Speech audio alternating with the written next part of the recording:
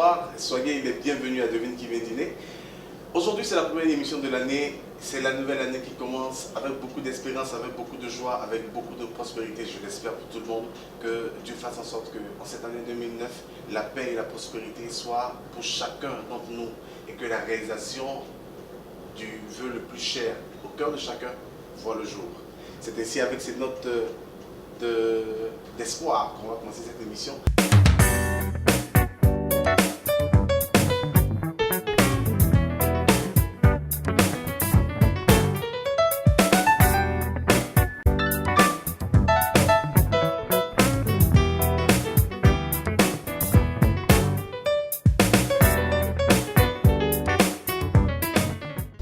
Bonsoir Jenny. Salut, Comment tu vas? ça va bien.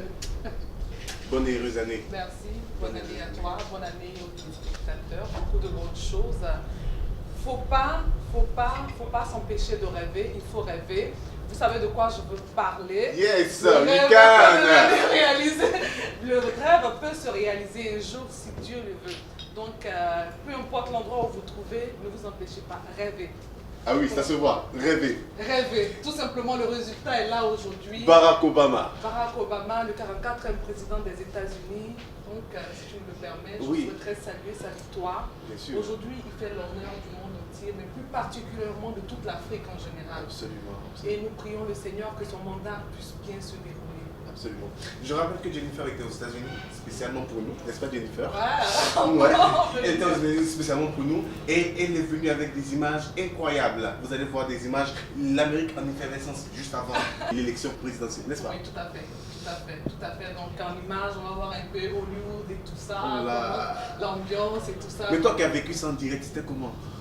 Je pense qu'il n'y a vraiment pas de mots pour...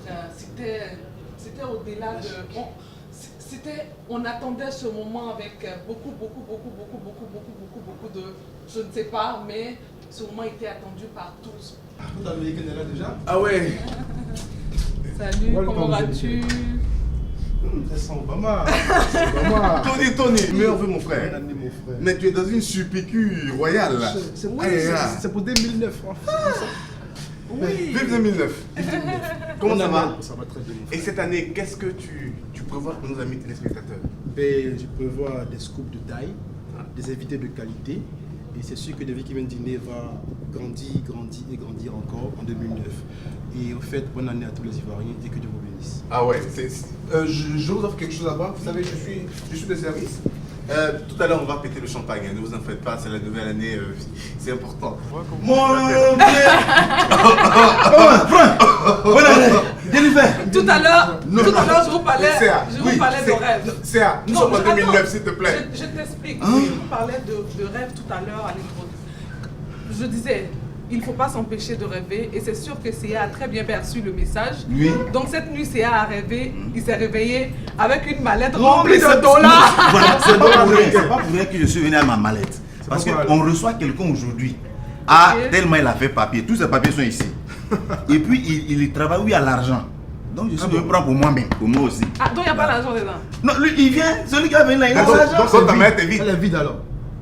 Il y a papier, il y a les papiers dedans, mais c'est l'argent. Je Non, veux ta mettre. mallette, elle n'est pas intéressante, on ne la veut pas. Écoute, Est-ce tu la que mets vous quelque Une part, mallette voilà. sans argent. Comme elle est vide, tu la mets quelque part dans un coin.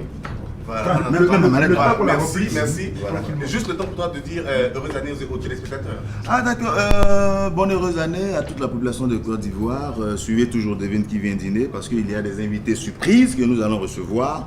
Alors, bisous toi là-bas. Bisous à qui? Bisous. Ok. Bisous. Comment ça va? C'est Très des bisous pour voir quelque chose. Oh voilà, ça c'est les bons bisous. Qui sait quelque chose de l'invité qu'on reçoit? Il a travaillé dans les plus grandes structures financières, je pense. Absolument. Comme l'FMI, Oui, c'est ça. oui, et puis la BAD. Il a beaucoup étudié aussi chez Obama. Hein? Oui, Beaucoup chez Obama. oui. Donc, Dans un instant, lui, le fuineur, il a certainement fuiné. Il va nous dire exactement qui on reçoit.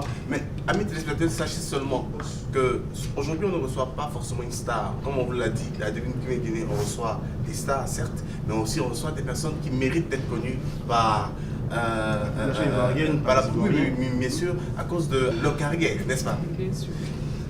Franck, comme Oui. tu le dis à l'instant, aujourd'hui, chers amis ivoiriens, nous recevons quelqu'un de particulier. c'est un Ivoirien qui a travaillé dans la plus grande institution financière de ce monde, au FMI, à la BAD, et son dernier boulot en date, il était directeur du crédit risque pour Shell Afrique de l'Ouest et Afrique centrale.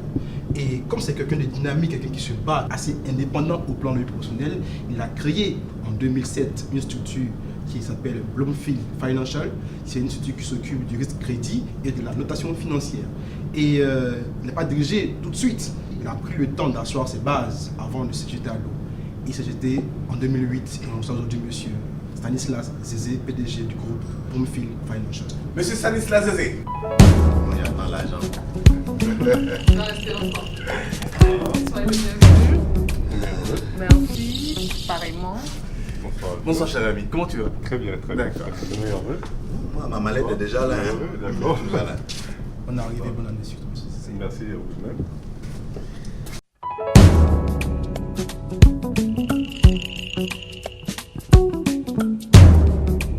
Vous avez envie de donner quelque chose à boire? Je suis le baron des services. Merci, c'est très gentil. Pour la nouvelle année, on va trinquer. Une année remplie de belles couleurs Oui, pour toute la Côte d'Ivoire. Voilà. N'est-ce pas? Absolument, Amen. absolument. Comment vous allez? Très bien, très bien, très bien. Devant toute la nation, c'est qui monsieur Zézé Stanislas? Écoutez, très brièvement, Stanislas Zézé, c'est un simple citoyen ivoirien, né le 25 janvier 1969 à Abidjan, qui est marié, père d'un enfant, une fille, très belle fille, Iman Lorraine Zézé, directeur général de Bloomfield Financial, C'est ça? qui est un groupe qui comprend 2 cabinets. Un cabinet en conseil et gestion des risques crédit commercial et une agence de notation financière. Le premier pas à l'école, c'était où? Écoutez, ici à Abidjan, j'ai fait l'école primaire, ensuite le lycée en France, où j'ai obtenu mon bac. Abidjan, dans quel quartier plus précisément? Au plateau, je fais mon primaire au plateau. Après le bac, j'ai fait la fac de droit. Ensuite, je suis allé aux États-Unis faire la fac l'école de sciences politiques et de sciences économiques. Ensuite, je suis rentré à l'école d'administration, un peu l'équivalent de l'ENA, où j'ai obtenu un MPA. Donc, ensuite, oui, aux États-Unis. Dans l'État du Michigan, à University of Michigan, Ann Arbor. Plus précisément, je sais de quoi il Je ne s'agit. vais te passer par là-bas. Non, étant donné qu'aujourd'hui, Oui. c'est pas moi qui suis l'invité. Vous savez, elle vient fraîchement des États-Unis. Oh, je vois, avec Obama. Oui, avec Obama qui est là. Obama, Oh, check me. Écoutez, ça nous fait beaucoup plaisir de vous recevoir, étant donné que le sujet est d'actualité. Vous le savez très très bien.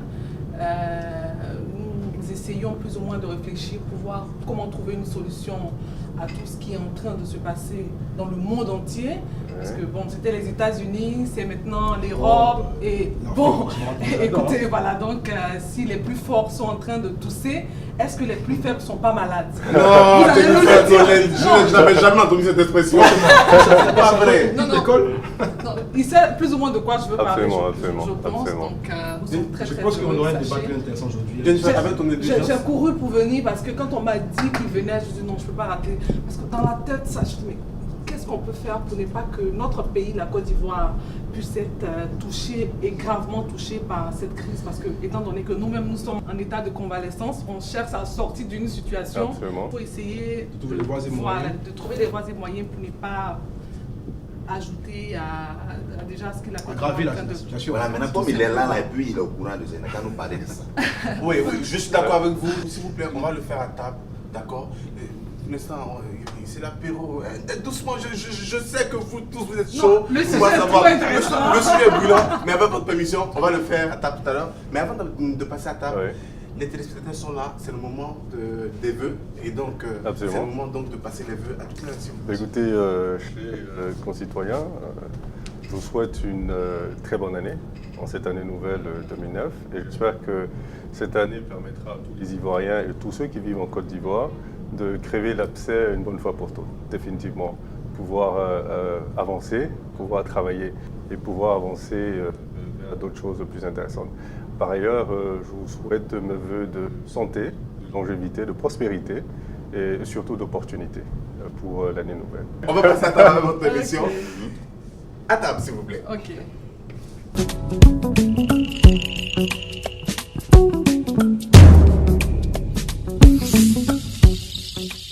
Nous sommes maintenant à table.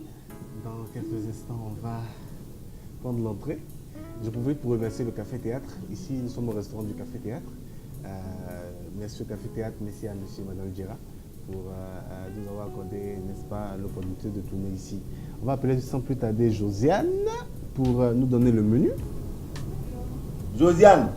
Oui, je suis là. Quand même, nous sommes dans un restaurant. Bonsoir. Bonsoir Josiane. Bonsoir. Et bienvenue au Café Théâtre encore une fois. Merci. Voilà.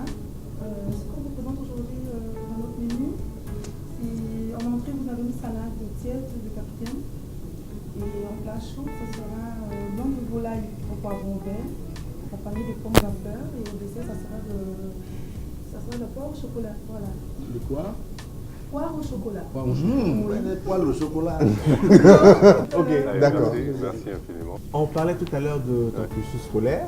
Et ce cursus scolaire a abouti, n'est-ce pas, à une carrière professionnelle. Est-ce que tu peux nous dire 2 mots sur ta carrière professionnelle? J'ai commencé à travailler à National Bank of Detroit après mes études comme directeur du risque crédit. National Bank of Detroit, c'est Ann Arbor, Michigan, donc à 30 km de Détroit. Et ensuite, je suis allé à Washington DC, à l'Institut international pour l'économie, où j'étais directeur de projet, de projet de développement de gestion de risques en Afrique de l'Ouest, en Afrique de l'Ouest et en Afrique de l'Est. Ensuite, je suis allé à la Banque mondiale, où je suis resté à peu près 4 ans, où j'étais Senior Operational Risk Analyst. Donc j'ai travaillé dans le bureau du vice-président finance. Ensuite, j'ai décidé de rentrer en Côte d'Ivoire. C'est marrant parce que j'ai décidé ça sur un coup de tête. Il y a aussi la BAD. La BAD, c'est en Côte d'Ivoire justement. Donc c'est là l'épisode États-Unis qui s'arrête. Parce que tu étais devenu non grata à la Banque mondiale. Au contraire. Tu as décidé de quitter la Permettez-moi de Banque vous mondiale. souhaiter Oui. bon appétit. Ah, Merci. c'est bon ça. Merci. J'ai un- 2009, hein? Oui, c'est plutôt rare ça. Au contraire, d'ailleurs, mes patrons à la Banque mondiale se demandaient pourquoi je décidais de rentrer en Côte d'Ivoire, que j'avais une carrière qui était une carrière enviée de majorité de jeunes Africains, et pourquoi subitement je décide de rentrer. C'est juste avant de décider, je suis venu en vacances en Côte d'Ivoire, et j'ai réalisé qu'il y avait besoin qu'on commence à rentrer. Ça, c'était en quelle année ça? Ça, c'était en 2000. En 2000 que j'ai fait ce voyage. En 2000. En 2000. En 2000, je suis revenu en 2001. Ouais. Donc j'ai décidé de rentrer. On s'est entendu sur un protocole, c'est-à-dire il me donnait un sursis de 6 mois. Je venais en Côte d'Ivoire. Si au bout de 6 mois, je me rendais compte que c'était pas vraiment ce que je voulais, je repartais, j'avais toujours mon job. Dis donc, Ouais. mais ça c'est rare. Donc j'étais certainement pas en position de persona non grata. On va dire. Quand je suis rentré en Côte d'Ivoire, je suis rentré à la BAD. Et malheureusement, il y a eu le coup d'État. En Tunisie, tout ça. Voilà, quelques mois après, nous sommes allés en Tunisie. Et Tunisie, je sais pas, pas que je n'ai pas trop aimé, mais en réalité, ça me détournait un peu de mon objectif. Parce que l'objectif, c'était justement de rentrer en Côte d'Ivoire. En Tunisie, vous êtes resté combien de temps? 1 an et demi. Jusqu'à Jusqu'en juin 2004, je crois. Et donc j'ai décidé de partir de là-bas. Je suis revenu en Côte d'Ivoire et je suis rentré directement à Shell Oil Product Africa, comme directeur régional du risque du risque crédit pour l'Afrique de l'Ouest et l'Afrique centrale. Voilà, donc à la BAD, par ailleurs, j'étais Senior Credit Analyst pour les pays, tous les 53 pays africains. Ok. C'est un. Non. Non, attends. Je veux que tu me donnes le nom de son entreprise. Tu as vu comment il a prononcé?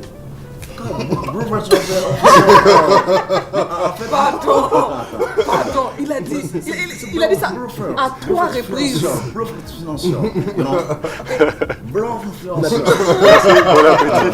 Voilà, c'est juste pour me mettre au manger. Oui, mais c'est vrai, vous étiez en train de. On parle à un pro américain. Attends, quand moi je parle, parce que vous êtes en train de jouer avec la nourriture. C'est vrai, parce qu'il faut permettre aux frères de manger.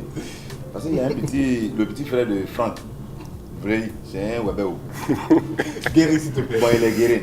Il y a une différence, il y a une petite nuance. Non, parce qu'il allait à l'école et depuis une semaine, il ne joue pas avec ses amis. Donc la maîtresse l'appelle, dit, mais mon petit, va t'amuser avec tes camarades. Il dit, Mais il y a quoi? Ma maman me dit de ne pas jouer à la nourriture. Oh, mais ceci. C'est qui la nourriture? C'est tout. C'est qui la nourriture? Si je joue avec, il va les manger.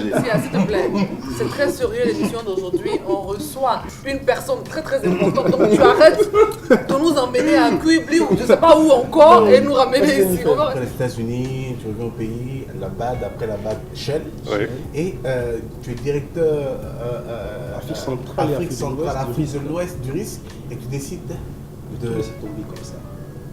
tourner la page et d'entrer dans ta propre société. Ouais. Quel risque? Pourquoi ce choix? Voilà, c'est pas vraiment un risque, ou alors c'est un risque calculé. Vous Ah savez, ouais. Spécialiste de risque. Voilà, si vous voulez, la notion des risques, ce n'est pas d'éviter de prendre des risques, c'est de savoir quel risque on prend. Ça, c'est très important. Vous n'évitez pas de prendre des risques, mais vous savez exactement quel risque vous prenez. Donc, vous savez ce que ça comporte comme conséquence, comme conséquence, et ce que ça comporte comme avantage. Et vous décidez en âme et conscience de prendre ce risque-là. Et quand vous décidez de prendre ces risques, évidemment, vous mettez en place des mécanismes qui vous permettent de contrôler ces risques et de le suivre. Voilà. Et donc, je mûris ce projet depuis longtemps, de toute façon. Hein. Je crois qu'il était... J'ai 39 ans maintenant. Je crois que je suis à un tournant de ma vie, un tournant de ma carrière. Je ne voulais pas me retrouver à 60 ans, un cadre accompli, et qui prend sa retraite bien méritée. Et qui soit toujours en train de regretter de n'avoir jamais monté son entreprise alors qu'il voulait le faire. Okay? Quel que soit où vous travaillez, que ce soit pour vous-même ou quelqu'un d'autre, vous créez, vous prenez l'opportunité, vous créez votre propre sécurité. Tant que vous êtes indispensable, ça crée une certaine relative sécurité, quoique pour des raisons X ou Y, on peut aussi vous balancer à la porte. Donc ce n'est pas vraiment un risque, hein, c'est juste une étape, une autre étape. Je suis passé à une autre étape. J'ai décidé de passer à une autre étape, l'étape où je prends les rênes de mon destin, où je décide moi-même comment les choses avancent. Si vous voulez, j'avance les pions du damier moi-même. Voilà, c'est juste ça, c'est juste une transition. Vous créez Bloomfield Financial en 2007. Oui, Bloomfield Financial, Abidjan. Bloomfield Financial. C'est quoi Bloomfield? C'est quoi ce nom? Pourquoi ce nom? Ouais, Bloomfield, c'est marrant. Bloomfield, c'est le nom d'une petite ville aux États-Unis, dans le Michigan, qui s'appelle Bloomfield Hills. Et Bloomfield, c'est une des villes les plus riches du monde. Oui. Je me rappelle. Pas là-bas. Non, ça c'est clair. Pas là-bas qui veut. C'est clair. Je vais vous dire une petite histoire sur Bloomfield. Bloomfield, je crois qu'il devait avoir à l'époque une centaine ou à peu près 150 familles. Hein. Tout le monde se connaissait. C'était une ville très gardée. Il y avait des policiers partout. C'était vraiment un petit quartier, enfin une petite ville bourgeoise. Et la maison la moins chère là-bas à l'époque, je me rappelle, devait coûter autour de 3 à 4 millions de dollars. Et il y avait un Ivoirien qui habitait là-bas. Waouh! C'était qui? Ah non. Non, il s'appelait Camara. Je crois que c'est Philippe Camara ou William Camara, un des deux. Il était General Manager c'était Chrysler. Soit Chrysler, soit General Motors, un des deux. Et il était ami à un ami. Nous sommes allés lui rendre visite. J'étais très impressionné. J'imagine.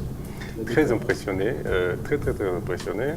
Et j'ai décidé que cette ville-là, ce nom-là, symbolisait la réussite financière. Et si vous avez peut-être eu l'occasion de regarder le logo de Bloomfield Financial, vous verrez qu'il y a un puma. Et puma qui représente aussi pour moi la puissance. Hein. Donc vous avez Bloomfield Financial, la puissance financière, accompagnée de la tête d'un puma. Donc on se met déjà dans les conditions d'une réussite financière. Voilà. C'est un nom à dessin. Absolument. C'est un nom qui est très approprié, on va dire. D'accord. Moi, je voudrais poser une question à M. Zézé. Chaque fois, on a le mot risque qui revient. Et je vois entre 95 et 97, vous étiez directeur du risque à Francfort. National Bank of Detroit. T'es pas sûr qu'il répète comme ça? S'il vous plaît, ne désorientez pas. Il est marginalisé sur la oh c'est pas là, normal. oh là, pardon, j'ai vu. Et donc, Vas-y, tu as la parole. Voilà, il était le directeur du risque. Oui. Je veux comprendre ce qu'on appelle risque. Voilà, c'est quoi les risques? Parce que chaque fois, ça revient Oui. le risque.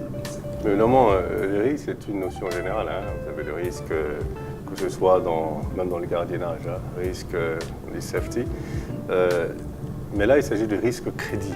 Donc en réalité, ce que ça veut dire, c'est d'identifier tous les paramètres, hein, qui soient internes à la structure ou externes, qui pourraient éventuellement venir causer. Enfin, je prends un exemple terre à terre pour que ce soit plus facile. Si je vous dis par exemple qu'on veut gérer le risque d'une entité X, hein, qui fait des ventes à crédit, okay, ça je vous parle de risque crédit parce que vous avez le risque financier, vous avez toutes sortes de risques, le risque crédit. Donc ce que vous voulez faire, c'est identifier tous les paramètres qualitatifs et quantitatifs de l'entité à qui vous allez prêter, soit de l'argent, soit des marchandises, donner des marchandises à crédit. Donc vous essayez d'évaluer à travers des paramètres internes et externes, qualitatifs et quantitatifs, sa capacité et sa volonté de repayer la dette. Donc en un mot, vous êtes en train d'évaluer sa signature, évaluer sa capacité à rembourser. La structure à qui je vends mon carburant à crédit, 30 jours, fin de mois ou 30 jours date de facture, sera capable de me payer dans les 30 jours comme on a, sur lesquels on s'est entendu. Est-ce qu'elle sera capable de le faire? Donc vous faites cette évaluation-là. Et c'est cette évaluation qui vous permet de prendre le risque. Vous permet de prendre le risque de crédit. Vous dites, est-ce que c'est un bon risque que je prends? Et en fonction du risque, vous ajustez votre offre. Okay? Vous mettez en place des mécanismes de contrôle du risque et des mécanismes de suivi du risque. Donc vous voulez, tout ça, ça fait partie des mécanismes de contrôle. Et tout ça, ça vous permet justement de contrôler votre argent du départ jusqu'à la fin. Ça ne veut pas dire que c'est une science exacte, hein. Je dis, ça vous permet de réduire de 80% à peu près vos risques de perte. Ceci dit, il y a certainement des possibilités de perte, mais ça vous permet justement de contrôler. Donc c'est ça, c'est ce qu'on entend par risque crédit. En un mot, c'est un peu la crédibilité, la structure à qui on veut prêter ou vendre marchandises. Dans le cadre de la gestion des risques crédits, effectivement, c'est établir la crédibilité. La crédibilité et la solvabilité de l'entité à qui on veut prêter ou à qui on vend à crédit. En gros, c'est ça. C'est de tout ça que s'occupe Bloomfield. Oui, si vous voulez, c'est ça. Bloomfield a deux entités. Oui. Okay, donc vous avez Bloomfield Financial. Donc c'est Bloomfield Financial Group. Dans Bloomfield Financial Group, vous avez Bloomfield Financial qui propose des solutions de gestion de risque crédit commercial aux entités qui font des ventes à terme et qui n'ont pas des systèmes de gestion de risque crédit ou qui ont en interne ou qui ont des systèmes de risque crédit qui ne sont pas efficaces ou qui sont, on va dire, à peu près informels. Non, parce que je présume que tous ceux qui font du crédit, ils ont d'une façon et d'une autre une façon qui leur permet de déterminer à qui on fait le crédit, pourquoi on fait le crédit. Mais généralement, c'est un peu informel et c'est un peu intuitif. Hein, un peu intuitif. Donc on leur propose des solutions internes ou externes. Et l'autre entité, c'est la notation financière. Ça, par contre, c'est assez nouveau dans l'UEMOA. Quand je dis nouveau, c'est la notation financière, qui est aussi une évaluation des risques de crédit, hein, sauf qu'elle se fait différemment. Elle se fait différemment dans ce sens où, à la fin de l'évaluation, on attribue une note de crédit. Et la note de crédit détermine dans quelle catégorie de risque vous vous situez. A, B ou C. Voilà, on a 20 crans. Donc 10 crans qu'on appelle l'investment grade. L'investment grade, c'est les notes d'investissement. Donc c'est la catégorie où généralement les investisseurs regardent. On dit par exemple, structure X est notée 2A. 2A, c'est dans la catégorie supérieure, donc la catégorie investment grade.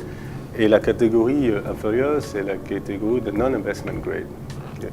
Où généralement, quand vous commencez la notation dans un système qui au départ, si on commence la notation, certainement beaucoup d'entreprises dans la sous-région se classeraient en non-investment grade pour commencer, ainsi de suite. L'avantage de la notation, c'est que quand vous faites la notation, après il y a un suivi. Après il y a un suivi, donc les gens peuvent savoir, l'entité saura à quel niveau elle se situe, qu'est-ce qu'il faut faire pour évoluer. D'accord ? Dans un environnement comme celui de de l'Afrique de l'Ouest où il n'y a pas de notation financière. Dans le cadre des obligations, des émissions d'obligations par exemple, sur le marché financier, il est difficile d'évaluer la vraie valeur des entités qui émettent l'obligation et la valeur de l'obligation elle-même, bien entendu, parce qu'il n'y a pas de notation. C'est grâce à la note qu'on saura quel est exactement le risque de cette obligation. Mais bon, dans le cas de l'UEMOA, il n'y a généralement pas de risque, en fait, parce que l'émission doit être garantie à 100%. Donc ça coûte très cher, et donc ça fait qu'il n'y a pas beaucoup d'émissions, d'obligations, et le marché financier il est très timide, vraiment très timide. Même vous prenez l'exemple de la bourse de valeur, par exemple, régionale, nous sommes une union monétaire de 8 pays, et donc on a seulement 38 entreprises qui sont cotées à la bourse, dont 34 ivoiriennes. Et vous prenez un pays juste à côté, le Nigeria, où ils ont 200 entreprises qui sont cotées.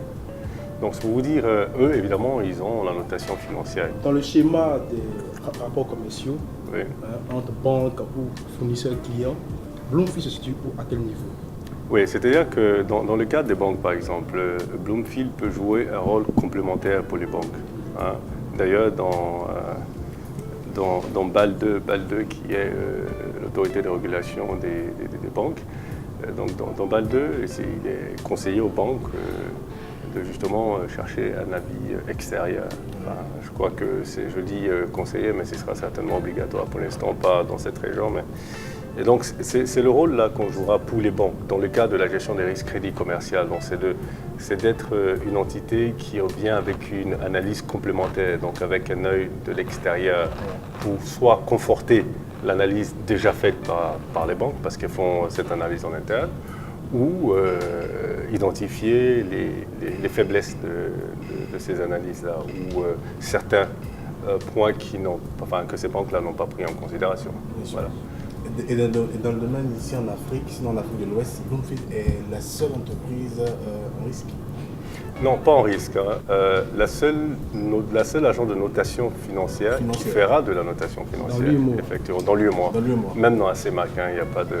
Donc c'est vraiment novateur. Absolument. Dans notre terrain de l'intervention, justement, c'est l'UEMOA et la CEMAC. Voilà. C'est appétissant ce qui vient là. Voilà. Après, on a sur le plateau, pendant qu'on nous sert la suite, celui-là même qui est le funeur, qui va fouiller, n'est-ce pas, dans l'intimité de nos invités, Oui. et qui ramène des morceaux choisis. D'accord. Ok. Il a fait la même enquête sur vous.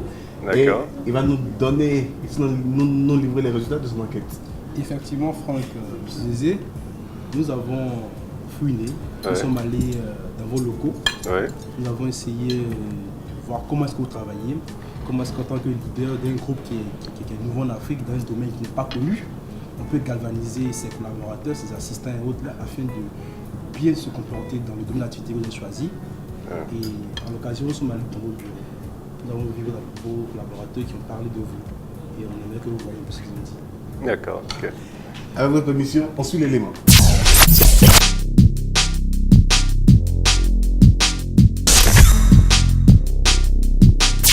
Monsieur Stanislas Zézé est un bon directeur général. Il aime le travail bien fait. Il est très pointueux sur le travail qu'il donne également. C'est vrai qu'il donne un peu trop de travail à faire, mais c'est toujours ce que le personnel peut faire. Et il est social également. Il n'est pas du genre DG qui ne s'occupe pas trop de ses employés, qui s'écarte un peu. Non, il est très social, très ouvert. Voilà. Il a une très bonne stratégie managériale, en ce sens qu'il a une grande expérience dans le domaine du risque crédit, de la notation financière également. Et il a fait de grosses boîtes où il a occupé des fonctions supérieures. Et donc, M. Stanislas Zézé a une vision vraiment idéale, une vision grande dans ce domaine-là. Et il maîtrise vraiment le domaine et il nous emmène également tous les employés à accéder à cela.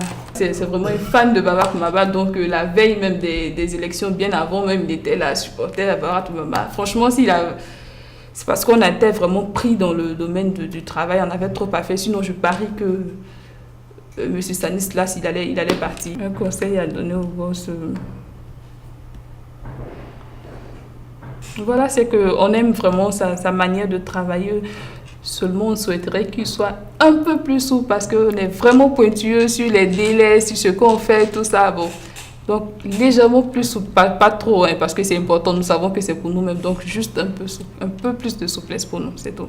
J'occupe ici le poste de Senior Credit Analyst et Team Leader, en fait. Donc, je gère toute une équipe en fonction de tout ce qui est risque crédit financier et crédit commercial. Alors, Monsieur Zézé, comme on s'est rencontrés professionnellement, j'ai eu à faire auparavant un parcours d'analyse crédit au groupe Canal Plus Paris. Et il s'est avéré que M. Zézé avait besoin de quelqu'un, puisque vous savez que le domaine de l'analyse crédit est neuf en Côte d'Ivoire, c'est une première. Et donc, il avait besoin de quelqu'un pour l'épauler un peu sur ce plan, hein, puisque, comme je vous dis, c'est tout neuf. Et donc, voilà, c'est comme ça que je suis rentrée au cabinet et puis qu'on a commencé à travailler ensemble. Pourquoi ce choix? Vous savez, dans la vie, il faut être très ambitieux, il faut aimer les défis.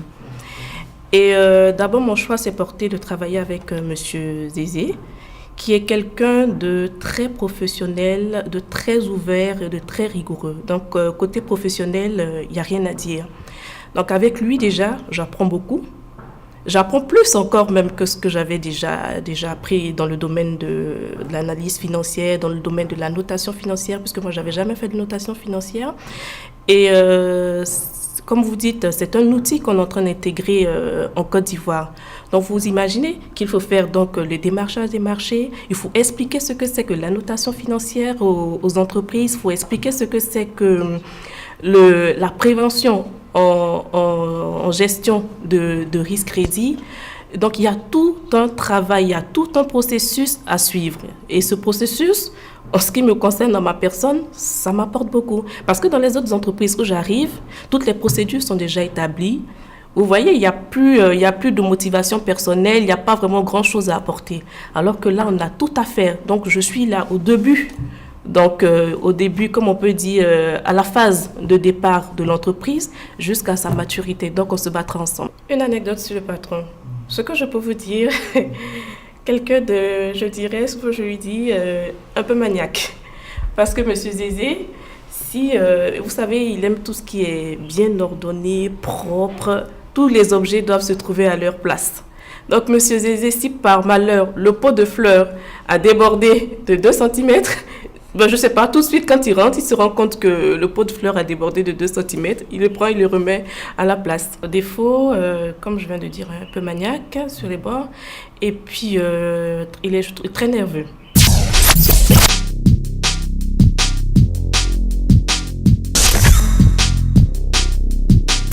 On peut le saluer.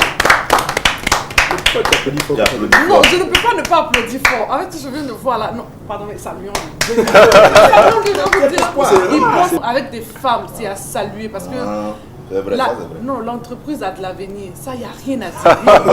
À partir de maintenant, je vais commencer à prier pour que franchement, ça puisse. Voilà. Merci. On a bien entendu, le directeur général de l'entreprise est rigoureux, n'est-ce pas? Absolument. Mais c'est un homme. Oui, oui. Donc les hommes aussi peuvent être rigoureux. Absolument, absolument. Donc ça me rassure. Ça me rassure. Ce que je disais, il appartient à l'homme. En fait, ce que je disais, c'est que je trouvais, dans ma carrière, j'ai eu affaire à des hommes et des femmes, et je trouve que les femmes sont plus rigoureuses. Donc plus rigoureuses, ça veut dire qu'au départ, tout le monde est rigoureux. Mais il y en a qui sont plus rigoureux. Ils comprennent très bien, ils veulent. Ne tenez pas compte. Mais elles ont dit, les dames, que vous étiez quelqu'un qui bosse, qui fonce. Vous confirmez? Absolument, absolument. Je crois que c'est très important. Quand vous fixez un objectif, vous vous donnez les moyens. Il ne suffit pas de se fixer des objectifs, vous donnez les moyens. Seul le travail paye, à mon avis. Et le travail bien fait. Et vous savez, nous sommes un cabinet. Généralement, je suis quelqu'un de rigoureux, mais en plus, c'est un cabinet. Le cabinet, on va dire l'atout et le asset, le plus important des cabinets, c'est sa crédibilité. Et la crédibilité, évidemment, elle se construit par le travail bien fait et la confiance que vos clients ont en vous. Donc on met beaucoup l'accent sur la rigueur. Et en même temps, c'est pour créer une ambiance assez professionnelle et que les gens arrivent à distinguer entre ce qui est professionnel et ce qui n'est pas professionnel. Oui, vas-y. C'est une très grande fan d'Obama, hein, on l'a dit dans le reportage. Ah ouais, bien sûr, bien sûr. Alors, expliquez-nous. Écoutez, vous savez, évidemment, tout le monde sait que l'élection d'Obama est une élection historique. Mais au-delà de ça, c'est quelqu'un de pertinent. Il est pertinent dans ses propos, pertinent, il est imperturbable, il est très profond et il maîtrise ce qu'il dit. Et ça, c'est très important. Et il a un parcours brillant. Et c'est quelqu'un qui a une vision. Et c'est quelqu'un aussi qui s'est fait la part de choses. On n'en parle pas souvent, mais il est le premier noir, en réalité, qui a présidé le journal, le journal juridique de Harvard, The Law Review, qui est un journal très prestigieux. C'est-à-dire que quand il a fini l'école de droit, quand il a fini l'école d'avocat, il pouvait rentrer dans n'importe quelle entreprise privée qu'il voulait, avec un salaire très intéressant. Donc ce qu'il a décidé de faire, il allait travailler ce qu'on appelle community service, c'est-à-dire aller travailler avec les pauvres. Aider les pauvres à s'organiser dans les communes pauvres, aider les gens à avoir un but dans la vie. Parce que quand vous n'avez pas de vue, vous n'avez pas de repère, évidemment c'est difficile, vous vivotez, vous ne vivez pas vraiment. Et donc je trouve ça remarquable, je trouve que c'est quelqu'un qui a de la hauteur, quelqu'un qui veut vraiment travailler pour son peuple. Et ça, c'est une des qualités essentielles d'un politicien. On tombe dans une situation que le monde traverse aujourd'hui, Oui. qui est la crise financière mondiale. Vous, en tant que financier, qu'est-ce que vous en pensez? Écoutez, quand on parle de crise financière, après on parle de crise économique, bon, c'est déjà de faire la distinction. Ouais. Donc la crise financière, c'est essentiellement une crise de liquidité, donc qui impacte en premier lieu les banques et les institutions financières. Mais quand on parle de crise économique, évidemment, c'est l'impact après. L'impact après, c'est l'économie réelle, c'est-à-dire sur les entreprises qui vont commencer à licencier les gens, donc perte d'emploi, cherté de la vie, inflation éventuellement. Mais bon, dans ce cas-là, enfin dans le cas, il n'y aura certainement pas inflation, puisque quand il y a perte de pouvoir d'achat, forcément, les prix baissent, puisque les gens n'achètent pas. Mais c'est l'impact réel que ça a. Par exemple, sur le développement dans le cas de l'Afrique, l'impact que ça aura, ce ne sera pas essentiellement un impact de liquidité, parce que ceux qui ont été impactés, les banques qui ont été impactées, ce sont les banques qui ont investi dans justement la crise du subprime, comme on appelle, la crise hypothécaire. Ce qui n'a pas vraiment été le cas pour les banques africaines. Ceci dit, l'impact que ça aura sur l'économie africaine va se ressentir surtout dans l'aide au développement. Donc forcément, les grands pays, étant donné qu'ils ont dû dégager beaucoup de cash pour faire face à cette situation, pour faire des packages de bail-out, comme on dit, aider les banques à s'en sortir, auront moins d'argent à distribuer, bien entendu. Donc forcément, ça aura un impact sur l'aide au développement. Et puis, bien entendu, en termes d'importation, les grands pays vont certainement ralentir les importations des petits pays. Donc forcément, de ce côté-là, ça aura un impact significatif sur nos économies. Alors moi, il y a une question qui me trotte là, pour faire la relation entre tout ce que vous avez dit et pour revenir sur la création de votre entreprise. Quel est l'impact donc de la création de votre entreprise sur l'économie ivoirienne? Oui, écoutez, c'est une question assez intéressante, parce que ça me donne l'occasion justement on me pose souvent cette question. En réalité, si vous voulez, nous sommes dans une économie qui est, pour la majorité, informelle. Le premier impact et le premier avantage de la notation financière de la gestion des risques crédits en entreprise, c'est de un peu plus formaliser les PME et les PMI, d'en sortir ces PME et PMI de l'informalisme et les faire entrer dans le formalisme. Déjà, quand vous commencez à mettre en place des procédures de gestion des risques, ça vous permet de contrôler vos risques, donc ça vous permet de contrôler votre flux financier, ça vous permet de contrôler votre trésorerie et ça vous permet de contrôler vos avoirs et évidemment ça vous permet d'avoir ce qu'il faut pour vous développer. Okay. Bon, en termes de notation financière, vous allez voir aussi, vous avez peut-être remarqué que comme je vous parlais tout à l'heure, qu'il y avait un problème de liquidité. La liquidité ne circulait pas vraiment, les capitaux. Parce que, dans le cadre aussi de l'émission des obligations, il n'y avait pas beaucoup d'émissions d'obligations, les capitaux ne circulaient pas, effectivement, on n'arrivait pas à déterminer, parce qu'on n'arrivait pas à déterminer, ça coûtait trop cher, il fallait garantir à 100%, on n'arrivait pas à déterminer les vrais risques derrière ces structures, même si finalement, au lieu d'un investissement, ça devenait un épargne, puisque c'est garanti à 100%. Donc, si vous voulez, la notation financière, elle va permettre déjà d'enlever le verrou de la garantie à 100%. Donc ça rendra l'émission des obligations moins chère. Donc de plus en plus d'entités pourront émettre des obligations.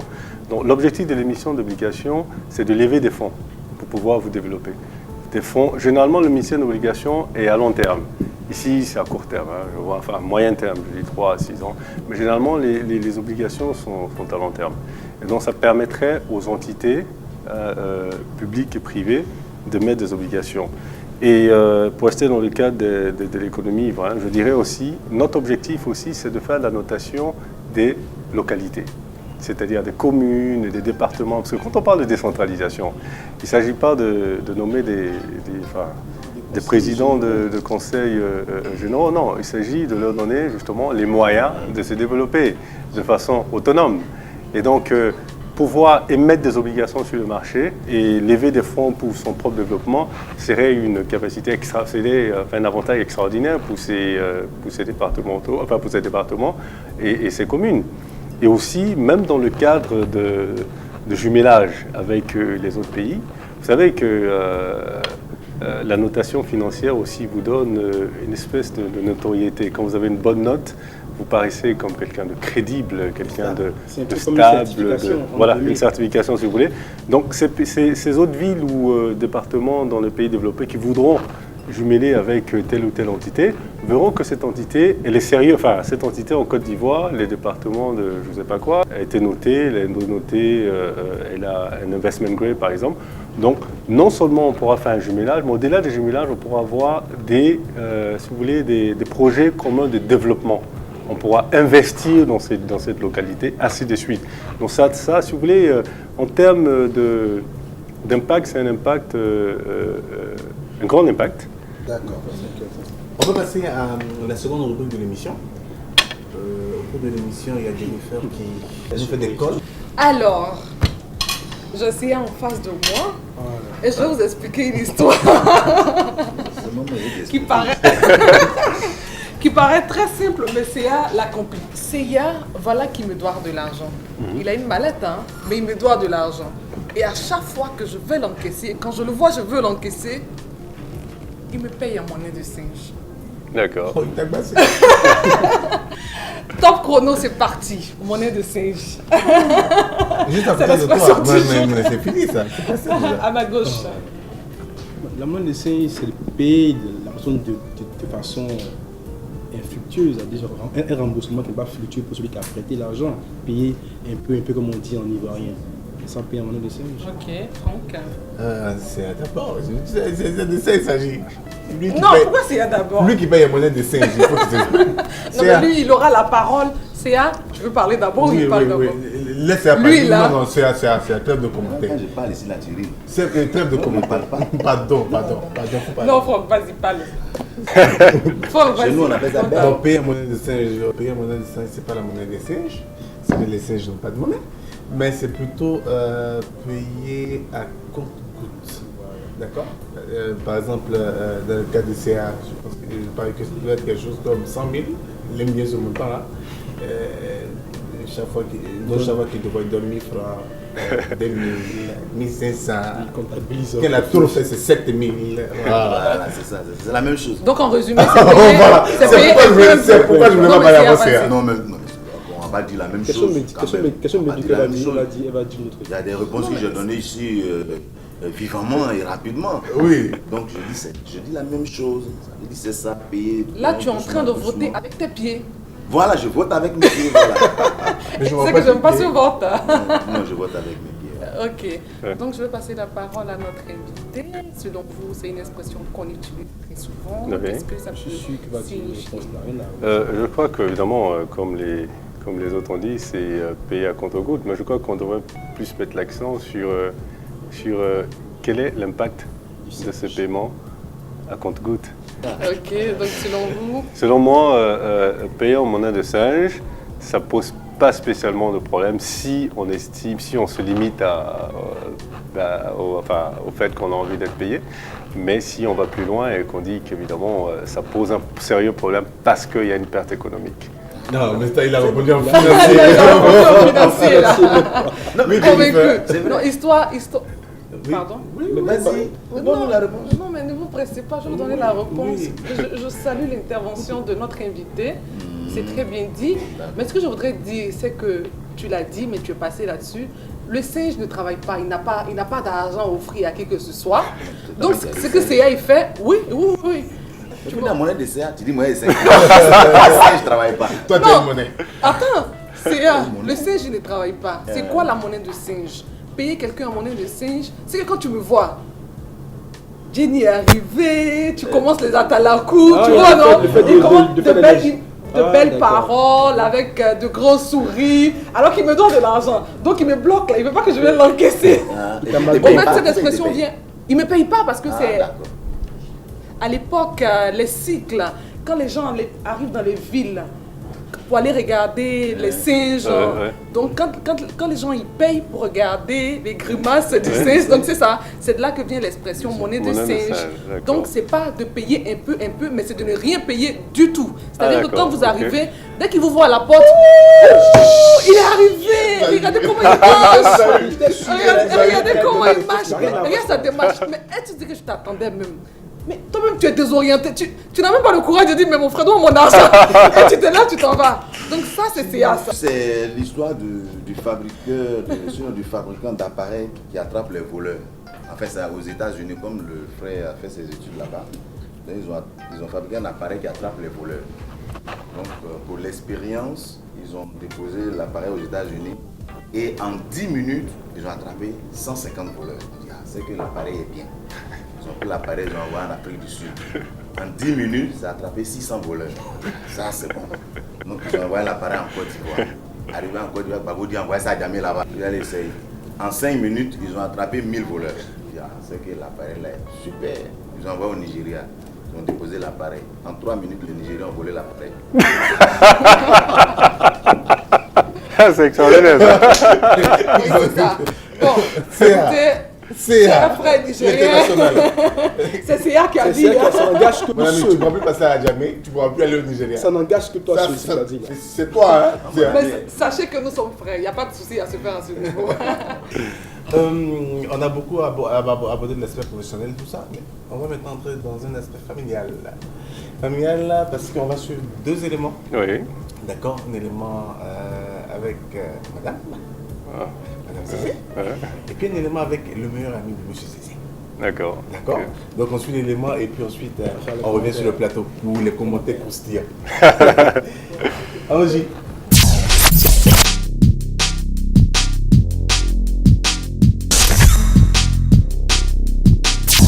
Monsieur Zézé, c'est un homme comme tout autre avec ses qualités et ses défauts. Donc ces qualités que j'ai appréciées déjà au moment où on s'est rencontrés, ces défauts que j'ai eu à intégrer au fur et à mesure. Donc oui, je peux dire que je suis une femme pleinement satisfaite en fait d'être l'épouse de monsieur Zézé. En fait, monsieur Zézé, donc Stan, effectivement, c'est un trait de son caractère. Il a toujours été fonceur, ambitieux. Il déteste la médiocrité. Quand il fait quelque chose, il le fait très bien. Et il est vrai que ça déteint dans son comportement à la maison, mais en général, ce n'est pas un problème pour moi parce que c'est un trait de caractère que j'apprécie et que je partage. Donc, dans sa vie de tous les jours, il essaye de mettre en pratique ce trait de caractère qui est sien. Il a un caractère très fort, en fait. Il n'aime pas beaucoup se laisser mener par le bout du nez, se laisser diriger. Non, c'était forcément quelqu'un qui devait finir par travailler pour son propre compte et s'épanouir dans ce domaine-là. Donc il m'en a parlé dès le départ, il m'a parlé de ses projets, on en a longuement discuté ensemble. Et j'avoue que je l'ai poussé en fait à le faire parce que je savais que c'était dans ce domaine-là qu'il allait vraiment être épanoui. Je voulais qu'il le fasse, je voulais qu'il puisse atteindre les objectifs qui s'étaient fixés. C'est vrai que c'est pas évident, se lancer dans une entreprise personnelle, c'est un peu aléatoire et tout. Mais quand on connaît le personnage, on n'a pas beaucoup de soucis à se faire. C'est vrai qu'il a ses défauts, il est assez nerveux, il est très têtu quand il s'y met. Mais c'est quelqu'un de très très généreux. Et ça, c'est vraiment un trait de caractère que j'ai apprécié chez lui. Il a vraiment la main sur le cœur et il est très altruiste. Monsieur Zézé, il est un ami et en même temps un grand frère pour moi, quoi. On s'est connus dans les années 90 aux États-Unis. Ça fait aujourd'hui plus de 18 ans, 19 ans qu'on se connaît, quoi. C'est quelqu'un qui est très ambitieux, il sait ce qu'il veut et franchement, bon, je lui tire mon chapeau pour ça, quoi.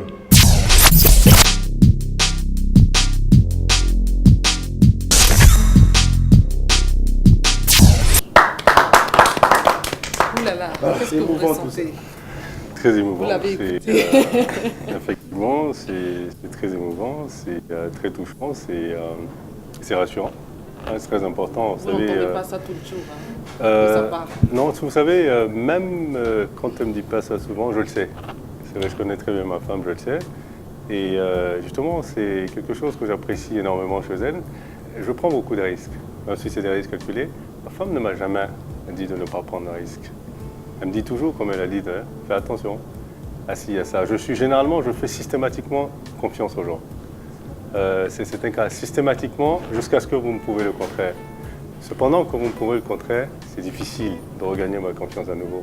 Mais systématiquement, je vous donne le bénéfice du doute jusqu'à ce que vous me prouvez le contraire. Donc c'est comme en justice, vous êtes présumé innocent jusqu'à prouver coupable.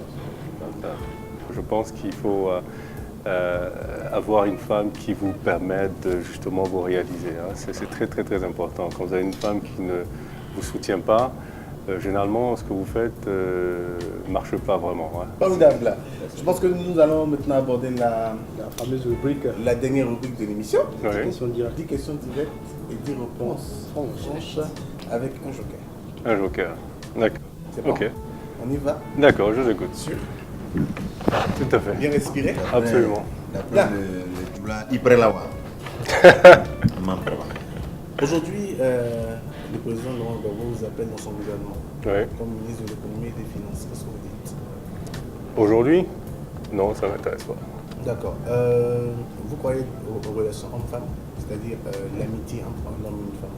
Vous y croyez? Absolument. Vous y croyez? Allons dans l'hypothèse de l'amitié entre un homme et une femme. Vous avez une amie, une très bonne amie, vous êtes amis depuis 56 ans, même peut-être 10 ans, et un jour, pendant un dîner, vous dites j'ai fait l'effort mais je n'arrive plus, je suis Stan amoureux de toi, éperdument. Qu'est-ce que vous faites? Écoutez, je lui dis, de toute façon, je crois que la meilleure façon de régler ça, c'est discuter. Si elle vous dit qu'elle est amoureuse éperdument de vous, parce que bon, vous lui dites, je comprends, je suis flatté. Non, je dis qu'est-ce que Stan dit? Qu'est-ce que Stan dit? Stan dit, je suis flatté, mais malheureusement, je suis pris. Je suis pris et je suis bien pris d'ailleurs. Et essayez de ne pas non plus vexer, puisque c'est votre ami. C'est mon ami après tout, j'essaierai de ne pas la vexer, mais j'essaierai de lui faire entendre raison, tout simplement, tout en gardant l'amitié, tout à fait. D'accord. Troisième question. Vous avez dans un domaine qui est méconnu en Côte d'Ivoire, d'accord, qui n'est pas assez connu, qui est nouveau, d'accord. Est-ce que c'est rentable pour vous? Est-ce qu'aujourd'hui vous ne regrettez pas les années que vous avez laissées pour venir créer votre entreprise? Si je voyais les choses à court terme, peut-être, mais dans tous les cas, je ne regrette jamais ce que je fais. Vous savez, c'est marrant parce que même quand je fais quelque chose, je me mords le doigt après. Donc je considère que ça fait partie de mon expérience. Je ne regrette jamais, ça c'est clair. L'objectif, c'est ça, c'est qu'est-ce que moi j'apporte à mon pays. J'ai eu l'opportunité d'aller étudier à l'extérieur, de travailler dans des institutions prestigieuses.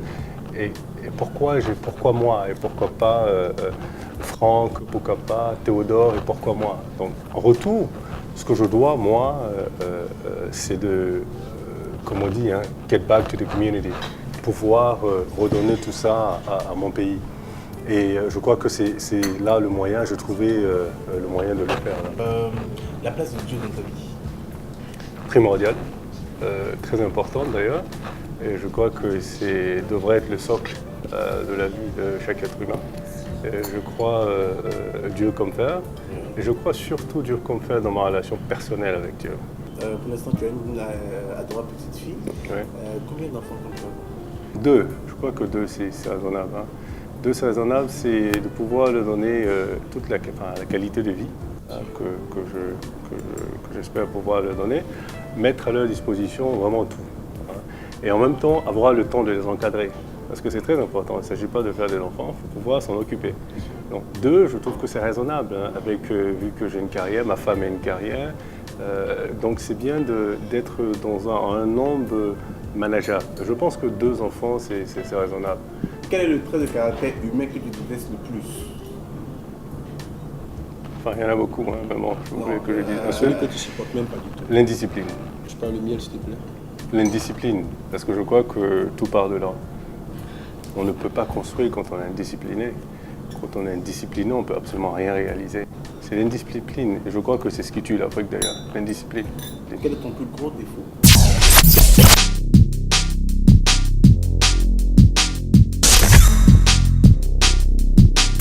Il est nerveux. Il n'aime pas perdre. Je voudrais qu'il soit un peu moins nerveux.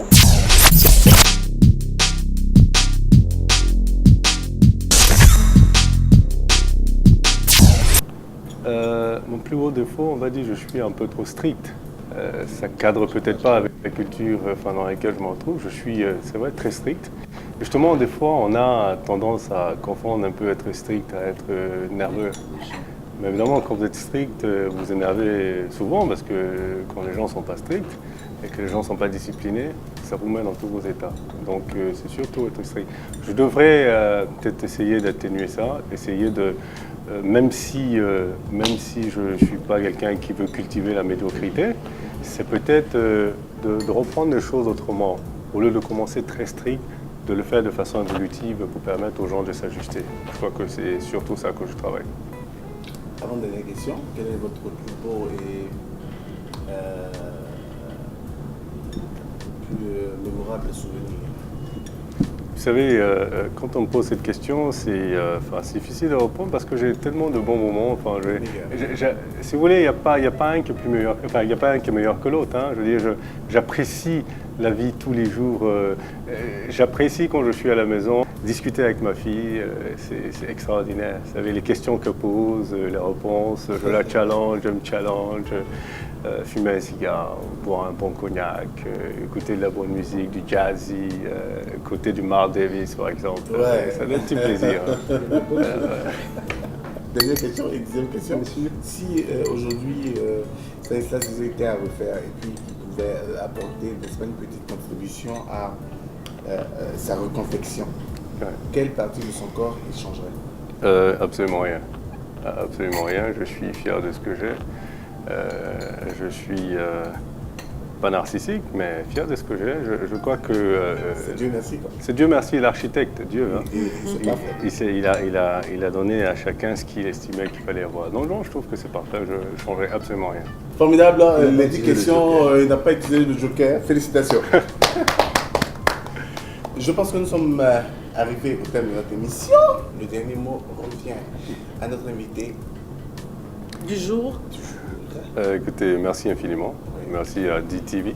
Je crois que c'est une excellente plateforme qui permet justement de changer sur beaucoup de sujets, mais comme je disais tantôt, dans un environnement assez relax, c'est très important.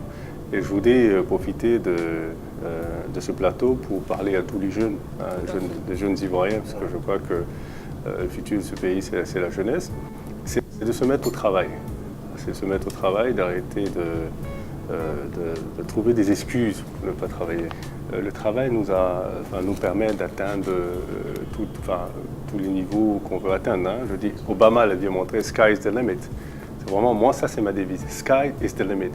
Et ce qu'il devrait comprendre, c'est que c'est travailler qui va le permettre d'arriver à quelque chose. Travailler, rien d'autre. Le travail, la rigueur, la détermination. Il ne s'agit pas de réussir tout de suite ce qu'on commence. Non, il s'agit de persévérer, d'avoir un objectif précis et de chiffrer les différentes étapes de cet objectif-là pour y arriver. C'est très important et je les encourage à vraiment commencer dès aujourd'hui, commencer à bosser. Et ils verront que même dans la vie de tous les jours, ça changera. Le fait d'avoir un objectif et de se donner les moyens d'y arriver. Donc vous ne cherchez pas la sécurité, mais vous cherchez l'opportunité pour créer votre propre sécurité. Voilà. C'est important à retenir. En tout cas, il n'y avait pas meilleure conclusion. Merci infiniment d'être passé au plateau de Devin. Merci.